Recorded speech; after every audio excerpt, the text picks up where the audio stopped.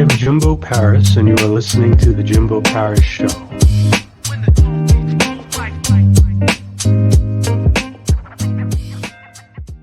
All right, welcome everyone. This is Jimbo Paris. Welcome to The Jimbo Paris Show. And today we have Mike Konrad, founder and CEO of Aqueous Technology.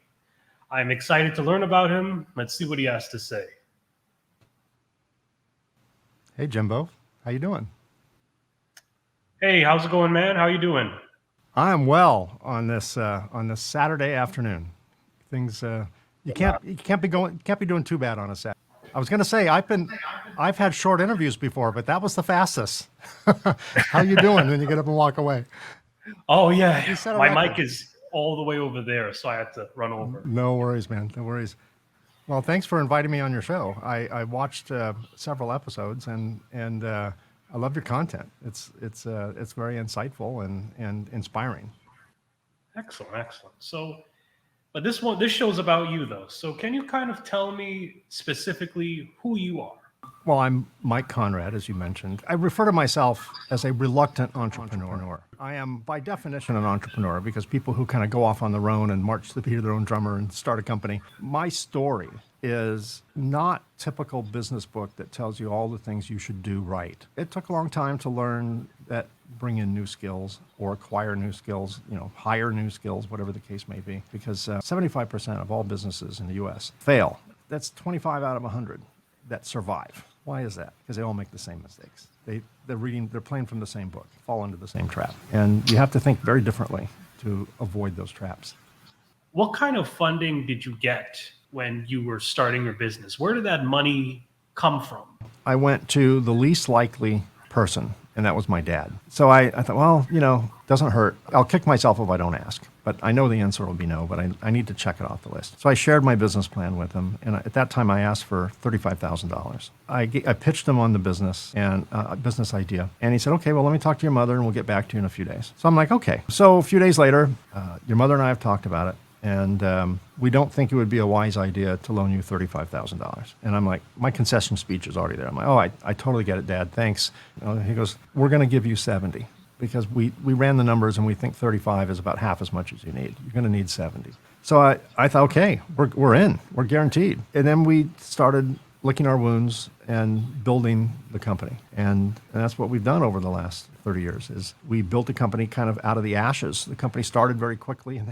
And I'm grateful now, looking back. I'm grateful for the lawsuit. It made me smarter. It made me wiser. It made me do things that I would not do because I would be afraid to ask customers for terms like that. It taught me a lot of lessons. If we didn't get sued, I don't know if we would have been hard enough to survive all the other recessions and pandemics and terrorist attacks. We survived that. We were battle hardened and we were wiser. And then you get older. I'm 62 now. I started the company when I was 31. So half my life has been in this company. So you get wiser. You either go out of business or you get smart. Another thing I learned, Jimbo, was there's a seduction of growth. All your business colleagues, ask you, what's your growth plan? How much are you going to grow? We were seduced by that. We got to grow. Build the best machine we can, service the customers the best we can, best in the industry, best in class. And if growth is meant to happen, growth will come out of that. Build something right, make a difference in the world. You have to be bigger than yourself. Your mission has to be bigger than you. You have to make the world a better place. You have to change the world. So I believe if you have the giant goal in mind and you do it right, treat your people well, you treat your customers well, you build the best-in-class equipment, profit and growth are a result of that. So you just have to just trust that there's some business god out there that makes it right. I believe that when everything is in order, there is abundance. You have everything you need. When you do things right, there is abundance. And abundance means you can pay your bills. Abundance means you can grow if you need to grow. Abundance means you're surrounded by smart people. Abundance of talent, abundance of wisdom, whatever you need at that moment. For that to happen, I had to hang up my ego. At some point, you have to let go of those startup traits and substitute them with more business savvy traits. The growth comes at the right time. When you're ready for the next stage of growth, then the skill sets come and the money comes at its own unique timing. Jimbo, have you ever driven a manual transmission car? Stick shift? No. No. Younger people generally haven't had that experience, but I grew up on stick shift. So you had a clutch, you had, first gear, second gear, third gear, fourth gear, fifth gear. You had to move them all manually. The skills required to start a company are your first gear in a car. First gear, you can't go more than about 20 miles an hour in first gear. And you're revving. You're going, your tachometer is up at 7,000, doing 20 miles an hour because you're in this super, super, super low gear. That's the skills required to start a company. Highly leveraged. Can't go far with it, but you can certainly get it started. You can't start a car in fifth gear. So you can't start with all the skills. The skills required to start a business, naivety, ego, arrogance, ignorance, poor assessment of risk, all those skills are great to start a company. They're your first gear. But you can't drive past the other end of the intersection in first gear or you'll burn up your car. You have to shift to second. And second is a different set of skills. And then you can't go too far in second gear. You have to shift to third. And then you have to shift to fifth. And the car I drive right now, which is an automatic, it's a 10-speed automatic. There's 10 gears in there. That's a lot of different gears, but each one has a purpose. Each one has the right ratio of the right gear ratio for that speed. And that's very similar in business. You just have to shift to the next skill set and let the other one go. If your company fails and you have to start all over, bring back first gear and open up that ego, welcome them back, right? And the arrogance and all that. But at some point you have to let that stuff go. You have to shift those gears and those mindsets and those skill sets. Know what your skills are and get out of the way and bring in people who have the skills that are required. Yeah, and again, that's extremely tough because, you have to kind of set aside that ego because, if you're a capable person, you could be like, oh, I could do this all on my own. I don't need any help. That's what is unique about entrepreneurs. They look at a glass, you talk about the difference between a pessimist and an optimist. A pessimist sees the glass as half empty. An optimist sees the glass as half full. Both are correct. But an entrepreneur sees an opportunity to fill the glass more. Entrepreneurs look at the same set of risks and see them completely differently. The idea that one should continue to take risks beyond the first year in business, equal to the original risk someone took, is preposterous. I think that's dangerous. I think this goes into the next thing. You mentioned risks and all those other things. What were some of the specific challenges you had once you started and you were beginning to grow your business? We had competitive challenges because when a competitor comes on board, the mindset is to put them out quickly before they get a foothold. If they find out you have a tiny little cancer cell, they'll bomb it with radiation and chemo. So we were on that end of the battle. People in our industry kind of knew who I was, but not that much. So when you start a company and you have no track record, bringing money in is always an issue. Changing the mindset of the buyer is a constant issue. We kind of had to set our own trends. And then building the credibility, building the legitimacy. And now, I produce podcasts where I talk about reliability. So I talk about everything except what I do. I don't even think I mention what I do, the company I own, on the podcast. So the challenge was going to that mindset.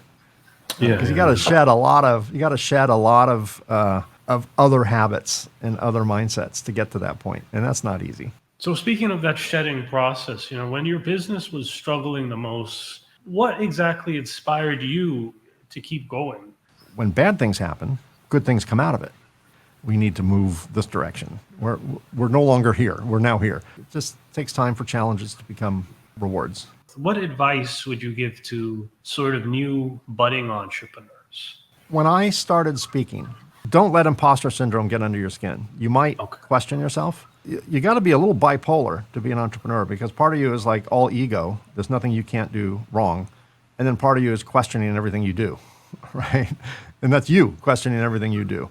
So there's bravado and ego, and then there's insecurity, kind of all rolled up into this entrepreneur thing. So don't let that get you. Be aware that you don't know what you don't know. There's a lot of things you don't know, and that's okay, because you don't want to know those out of sequence. You want to know those when it's time to know those things. So just be open. Just be open to learning. Always be learning, right? Do one thing, be the best in the world at it. Don't be everything to everybody.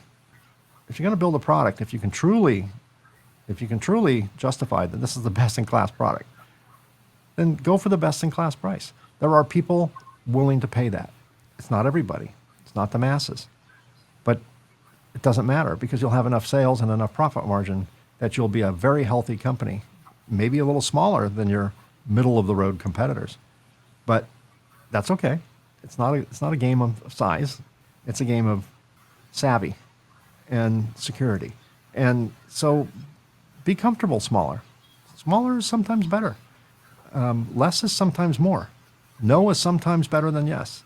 Those things you just have to be open to receiving if you're ever challenged with that. That would be my basic advice. And just keep going. Live and breathe it. Live and breathe it. Make time for family, because you're going to need your family to support you when things aren't good, and they won't be, and they will be, and then they won't be again. It's a cycle. But just keep going at it. Just be the best in the world. And while you're at it, try and do something good for the world. Try and make it your business mantra to change the world somehow, even in a tiny little way that doesn't even matter a whole lot. It does matter. And if you have a goal bigger than yourself, I think it just lubricates the gears a little bit.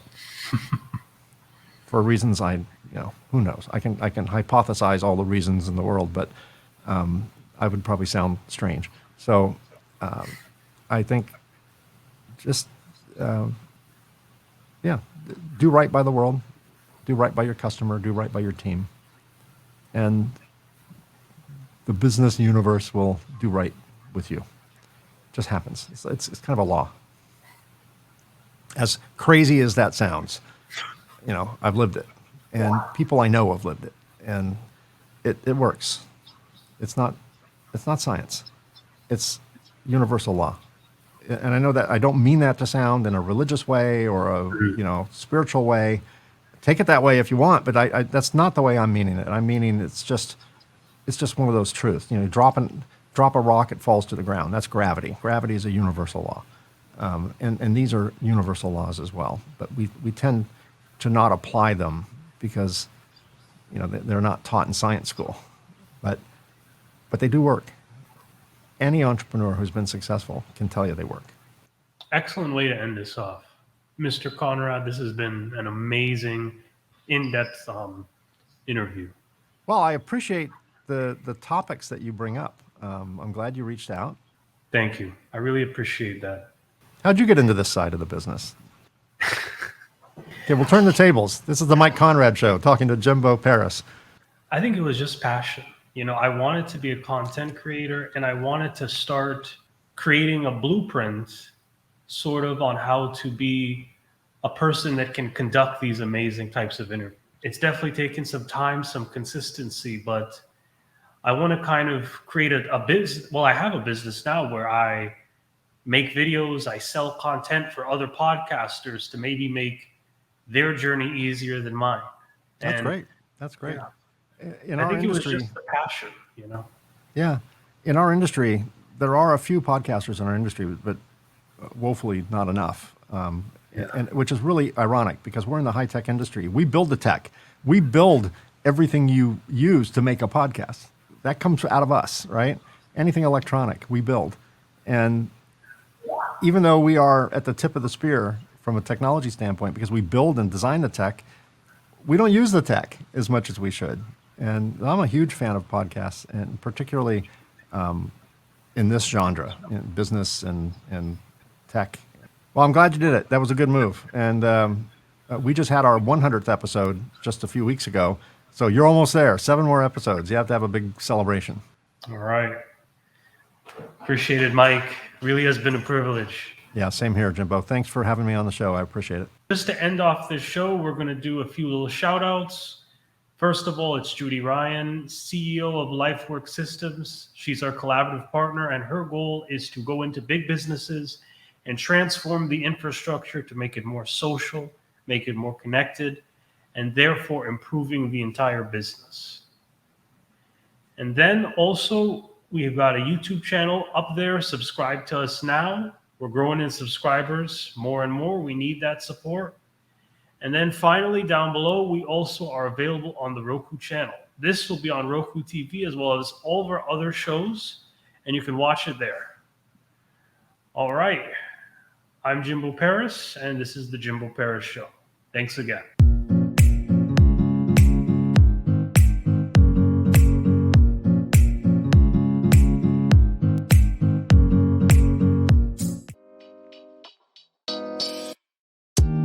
Thank you for listening to the Jimbo Parish Show.